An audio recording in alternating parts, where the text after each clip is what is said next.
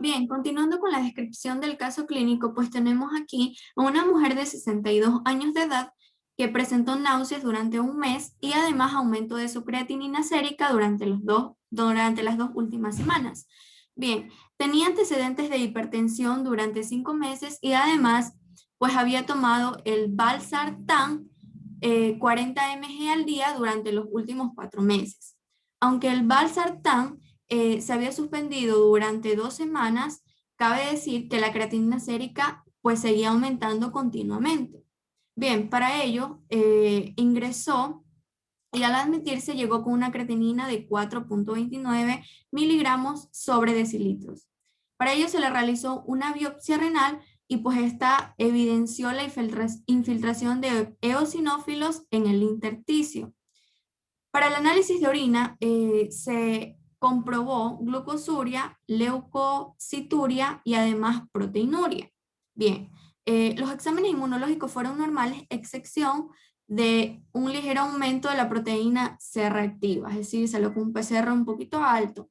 La creatinina sérica, además, se revisó 2 días después y pues podemos evidenciar que el resultado había aumentado. La paciente ingresó con 4,29 y pues después de 2 días ya tenía 5,75 miligramos sobre decilitros.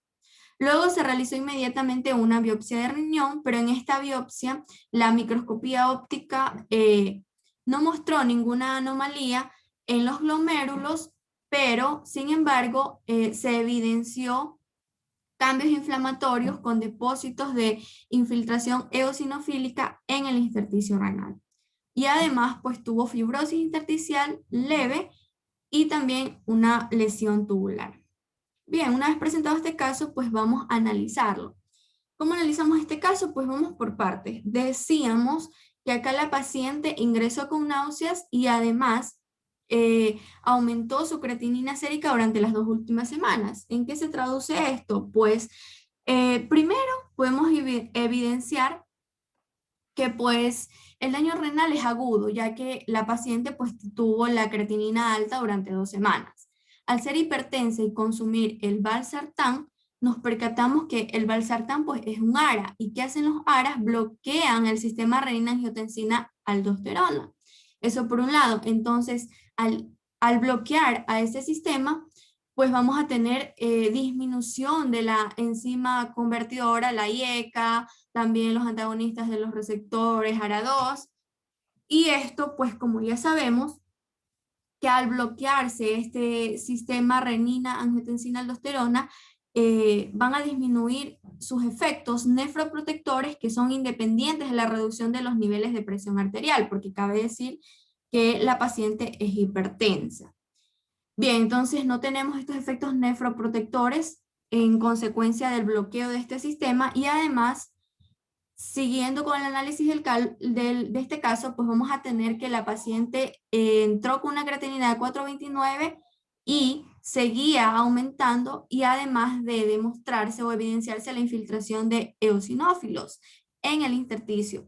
Esto se traduce como una inflamación renal y por ende la asociamos al valsartán, pues que este como bloqueó este sistema no va a tener los efectos nefroprotectores, el riñón se va a inflamar y además al analizar el examen de orina, pues vamos a tener que presenta pues proteinuria, además de la proteinuria también presentaba acá, decíamos leucocituria y glucosuria. Entonces esto vamos a asociar esta proteinuria a una proteinuria nefrótica, es decir, de daño renal. ¿Por qué? Porque estas proteínas, pues cuando están mayores a 3,5 las vamos a asociar a que es en daño renal y la paciente llegó con una proteinuria de 4,29.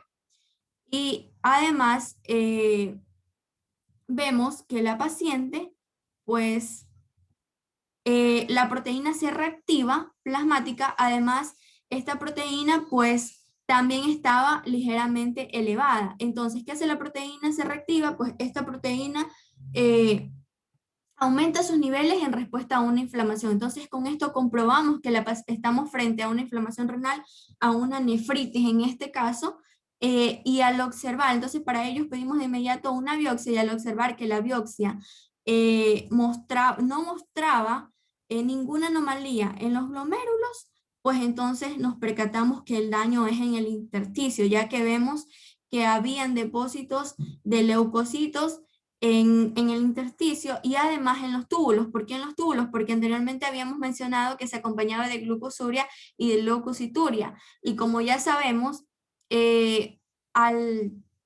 al estar el riñón inflamado, todo el bloqueado del sistema renina-angiotensina-aldosterona, pues no va a haber en esta nefritis una suficiente filtración de la sangre. Entonces, por ende, estos solutos se van a aumentar, es decir, la proteinuria, la glucosuria, la leucocituria y la leucocituria mucho más, pues nos va a comprobar que estamos frente a una inflamación, en este caso, una nefritis, en este caso la nefritis que presentaba en el intersticio, y por ende va a ser aguda porque veíamos que tenía 2 semanas, o sea, no era algo crónico. Apenas ella tomó después de las 2 semanas, pues se le empeoró su cuadro.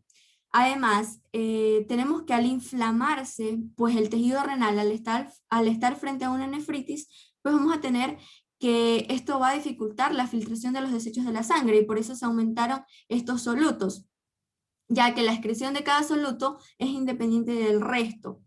Y cabe decir que esta patología es inducida por una reacción alérgica e hipersensible a un agente agresor, ¿no? Entonces, en este caso, el valsartán, que al ser un ARA, pues bloqueó el sistema renina-angiotensina y hizo que el cuadro pues se exacerbara, además provocando infiltrados inflamatorios en el intersticio renal. Y cabe mencionar finalmente pues que estos pacientes eh, al sentir, iniciando la paciente mostraba náuseas, no presentó náuseas. Entonces sintió náuseas después de 2 meses del tratamiento con valsartán. Es decir, que no se evaluó la función renal en ese momento. Por ende, en términos generales, un leve aumento de la creatinina sérica no provoca náuseas. Es decir, que se debería especular que la aparición de esta enfermedad debería ser anterior a las náuseas. Muchas gracias.